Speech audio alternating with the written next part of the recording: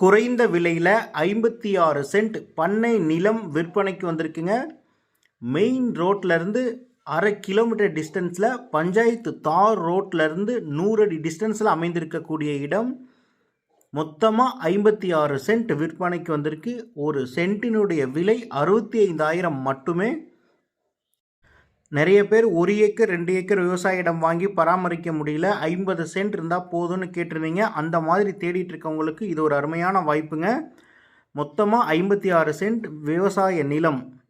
இந்த இடத்துல கிணறோ போரோ எதுவுமே இல்லை, எம்டி லேண்டாக இருக்குது. நாம் வாங்கி போர் போட்டாலும் நல்ல நிலத்தடி நீர்வளம் இருக்கக்கூடிய லொக்கேஷன்.